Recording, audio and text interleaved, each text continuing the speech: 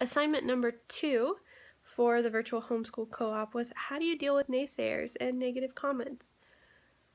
In reality, I have not dealt with this a whole lot.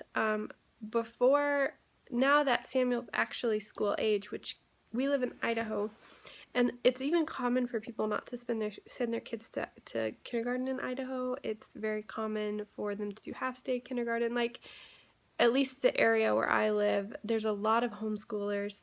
So now, before he wasn't school age, so it didn't just randomly come up a lot of times, but I really don't have a lot of negative comments. And one thing that I do have is I feel pretty strongly that I want to homeschool my kids through 2nd grade just because of the age, the development, whatever.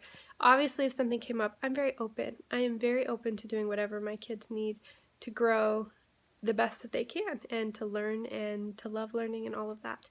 But I feel pretty strongly about homeschooling through 2nd grade. I want to give them that foundation. I taught K through 2.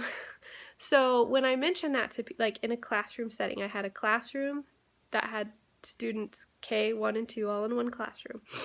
And when I tell people that, they're like, oh, so you know what you're doing, no big deal.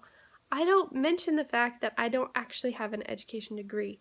I was hired with my degree that I have, which is in religious studies, at a private school. The reason they hired me, there were tons of reasons, but I was hired a conditional contract, so I had to take a certain number of classes toward my educational degree during the summer, and if I could during the school year. And that was how I was hired. That was how I taught. I taught for 1 year, and then I got pregnant and came out. So I enjoyed that year. I do wish I could have taught more than that. I wish I had started teaching sooner. I do not at all. I'm so thankful for Samuel, and so I prayed for him. We wanted him so badly. But for some reason, when I tell people, yeah, I taught K through 2, oh, well, good, you know what you're doing. You're qualified to teach your child through 2nd grade. And I don't even go there. I don't push it any farther. I don't go any farther. I don't feel like there's a need to defend what I'm doing.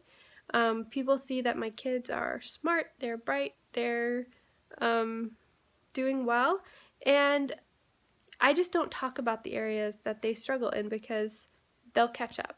They'll catch up and they'll be there, and it often doesn't come up, and if it does, I just say, yeah, he's working on it, he'll get it.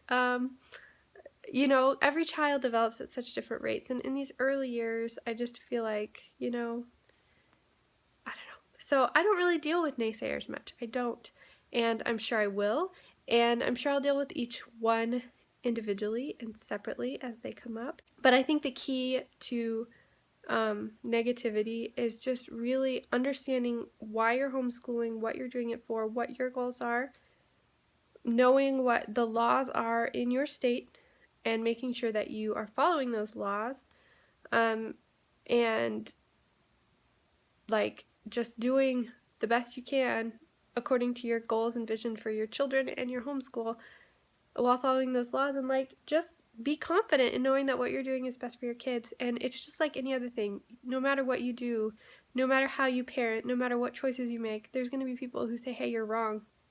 There's going to be people who don't like what you're doing or how you're doing it. But that's why kids have parents. That's why we have families. That's your job, is to make those decisions. It's nobody else's job. And you just do the very best that you can and feel confident in that. So I know that that's not really probably the best answer to this question, because I feel very fortunate to have my mother-in-law homeschooled her kids. Not all the way through. She homeschooled all of her kids some. And my mom, she wasn't so sure about it. My parents are educators, traditional educators, but she has no concerns about my kids and what we're doing. And so I'm very blessed. I'm very fortunate. So that is my assignment, and let me know, what do you guys have people who give you negative comments? How do you handle negativity towards homeschool? How do you keep your spirits high and not let it get you down? I'd love to hear in the comments below. Bye.